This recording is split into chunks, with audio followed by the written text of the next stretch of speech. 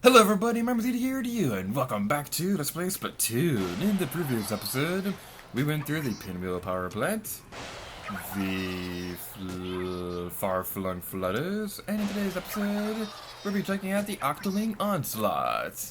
Now, I've been kind of neglecting to upgrade my gear, and I knew going into this Let's Play that I probably wouldn't be able to get all the upgrades before the series was over.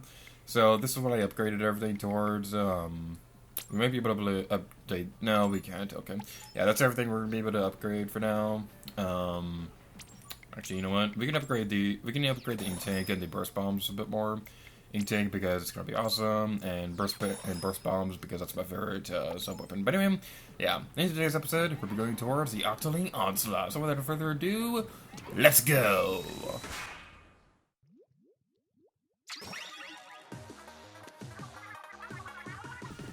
They could spring from anywhere, Agent 3. Octolings, over to you, Agent 3. Okay, time to catch the Zapfist. Alrighty then, so, something that I keep forgetting to talk about, and it's not really that relevant anymore because this does not apply to the stage that we're playing on right now. Ooh, Inkzuka. Okay, something really cool is the fact that the past couple of stages that we've played through, for the Octolings, I believe they took place on Kelp Dome and, I believe Bluefin Depot. Both of those stages, neither of them were available when the game was first released, so that was like the game kind of teasing the player for what stages would come a little bit later down the line. So this stage we're playing on right now, Salt Spray Rig, this is a stage that was available when the game was first released. I believe Bluefin Depot was released on like June or something like that. I don't remember exactly off the top of my head when Kelp Dome was released, but I do have my notes open up, and I do have the dates for when they were released, but I don't really feel like looking at my notes right now because we're in the middle of an Octoling level, and it's not a very good idea to get distracted by it when you're playing through these levels. Because, you know, Octolings are kind of jerks. Even though they're awesome enemies, they are still kind of jerks. Alright, Octoling. Octoling, where are you? I heard you. Where are you? Come here, my little pretty. Where is it? Is that a second scroll? Hopefully it is. Nope, it is not. Okay. I don't remember off the top of my, okay, there's the Octoling. I don't remember off the top of my head where the second scroll is in this level. So you may see me running around looking like an idiot. Don't let them corner you. Yeah, it's actually very good advice, Agent 2. Getting cornered by Octolings, not a very pleasant experience.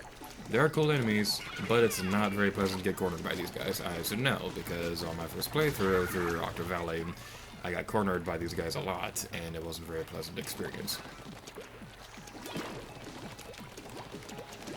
Destroy you. Yay! Booyah!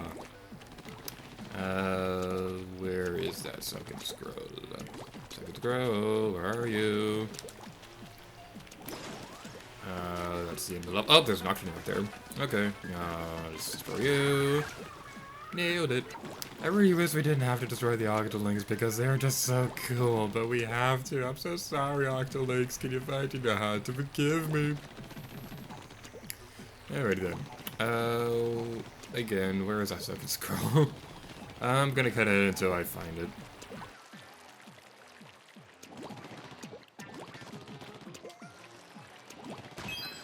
I found it! Okay, it's on the spawn point for where the enemy base would be on Salt Spray Rig, and there's another Octoling. Okay.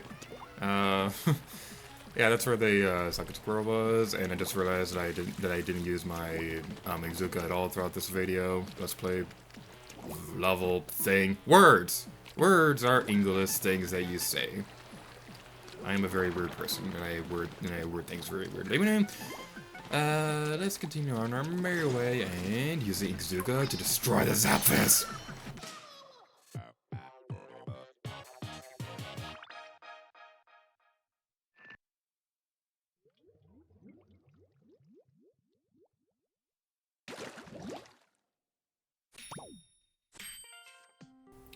A 12,000-year-old fossil of a creature with an odd internal skeleton.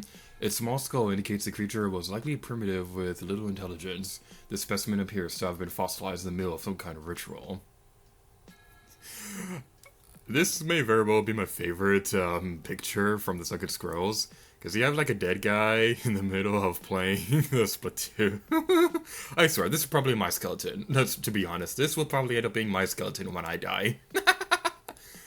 Alright, something interesting that's worth mentioning about this picture, you may see that there is a Pro Controller with a Wii Remote strapped to it. That is something that we'll be getting into a little bit later in the Let's Play. It's not going to be all that pleasant when we get around to doing it, but it's something I wanted to bring to your attention.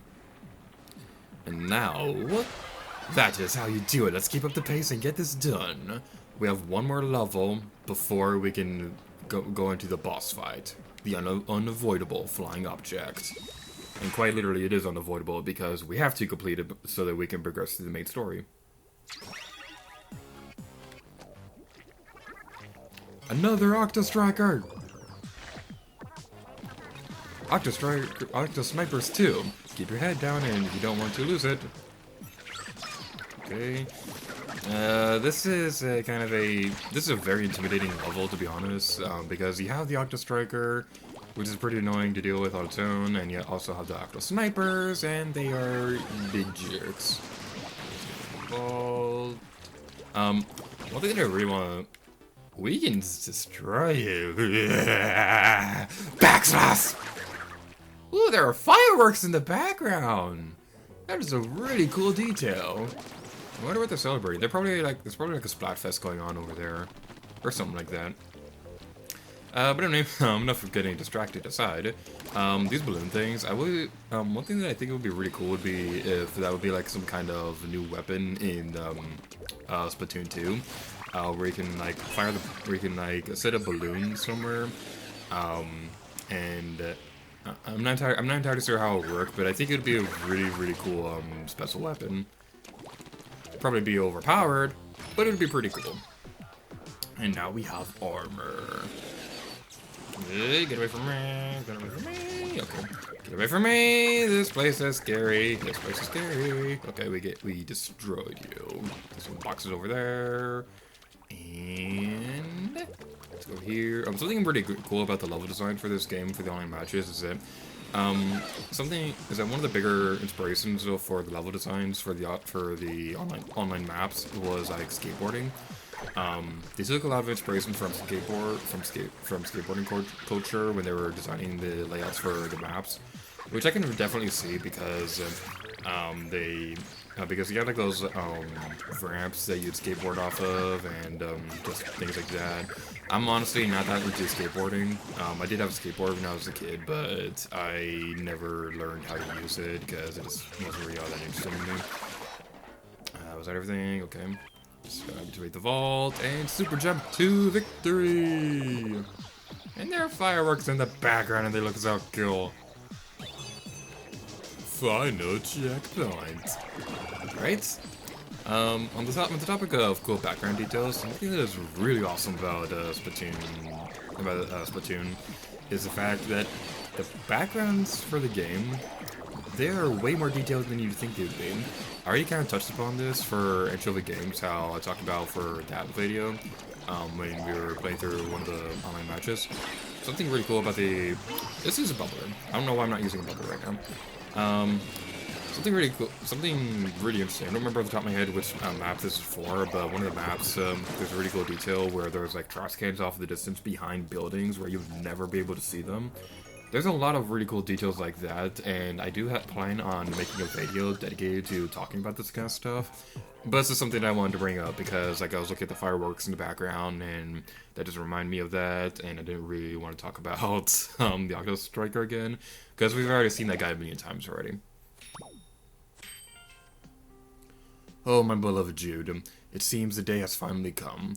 This capsule is designed to remain how do you pronounce that word? Cyrogenetically sealed for 10,000 years. That's probably not how you're supposed to pronounce that at all. Goodbye, my perfect little kitty.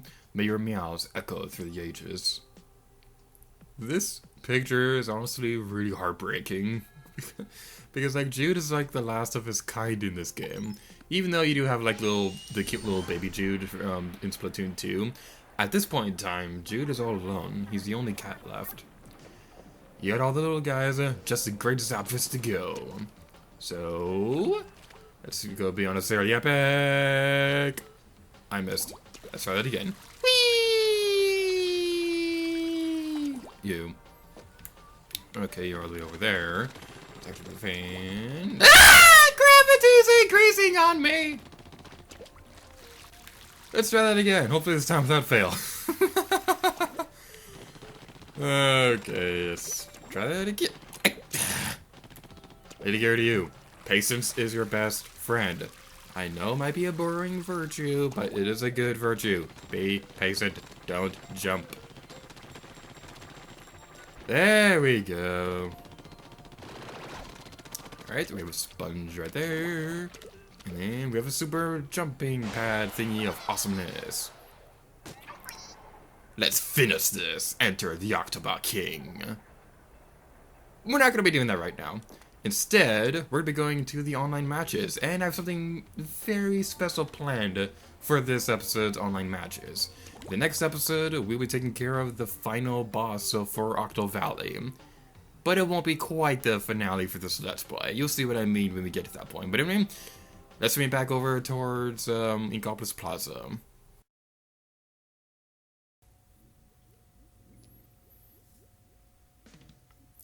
For these online matches, I'd like you to take a close look at the Inkling names, see if you recognize any of them.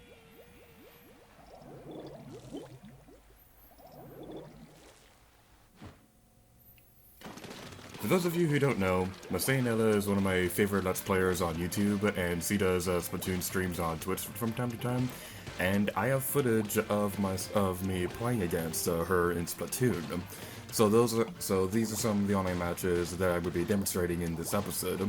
I have a few other matches with Masayanella that I'll be demonstrating later in the Let's Play, but as for right now, I just wanted to demonstrate these two in particular because these are the ones that just happened to be recording at the time.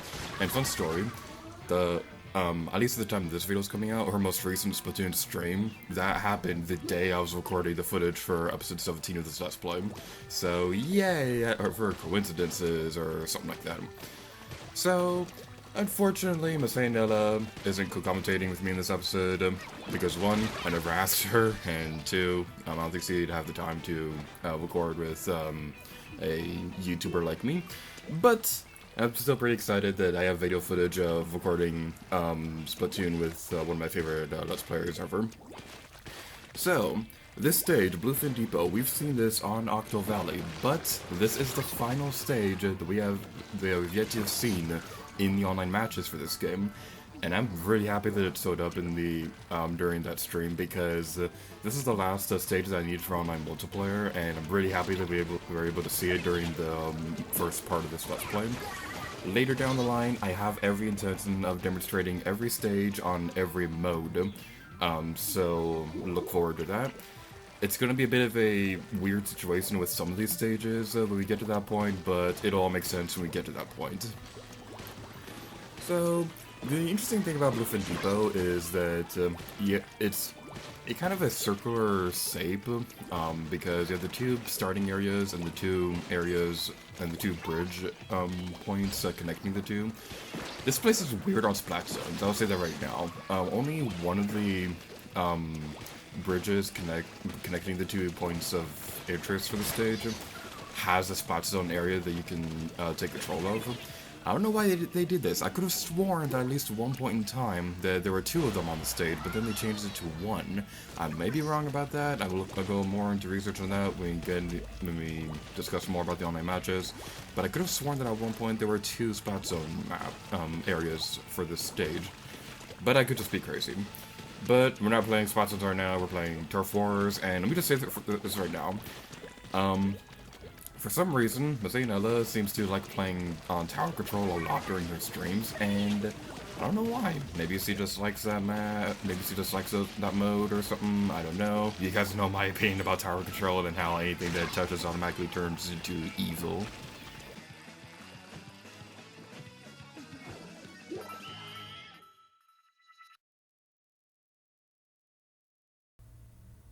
I wonder who won that round.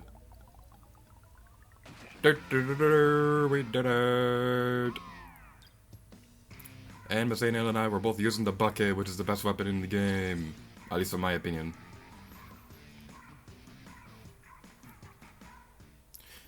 Now, one thing that I wanted to do when I was deciding which footage to use for this video was that I wanted to have 2 online matches, one with Messina on my team and one with her on the opposite team, because I just thought it would be interesting to have it like that.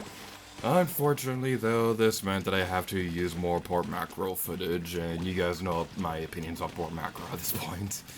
Hopefully, if this returns to Splatoon 2, they make it not terrible. I know some people out there like port macro, I'm just not one of those people. But, speaking of Splatoon 2, they did a trailer for the story mode of that game, and my god, the story looks so cool! Like, Mary has like a kimono, Callie is missing, you can use the bucket in single player mode. That is amazing! Even though the amiibo functionality in this game lets you use different weapons in single player mode, you never get to use the bucket in Octo Valley. But you can do that in Splatoon 2. It's a dream come true for me.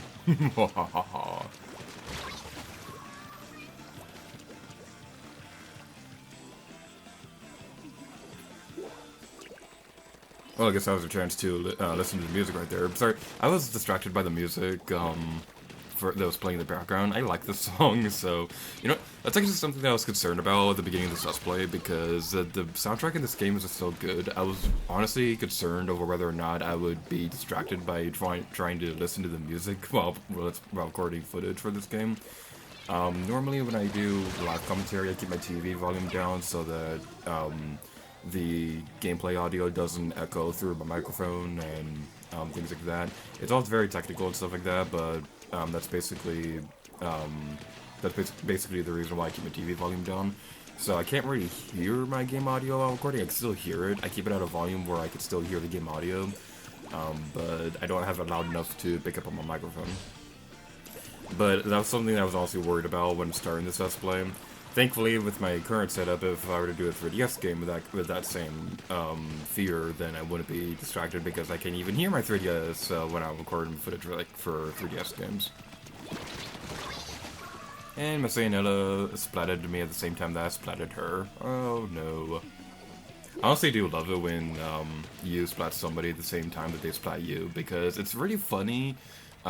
Because it's just really funny to look at. It's especially fun to look at when you're frame by frame the footage, because I have done that a couple times when I've edited these videos to see how exactly that works, and it's just really funny to look at. It's like in Super Smash Bros. How when 2 characters attack each other at the same time, they both go flying, and it's just really funny to look at.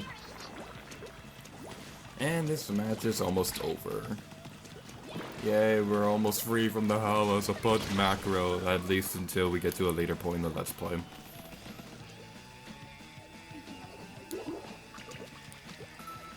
Yay, super jump by the last minute for unnecessary epicness!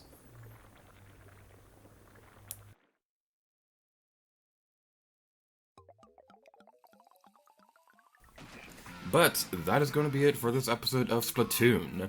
In the next episode, we're going to complete Octo Valley once and for all. So, thank you guys so much for watching this video of Splatoon, and next time, later gear to you. Oh yeah.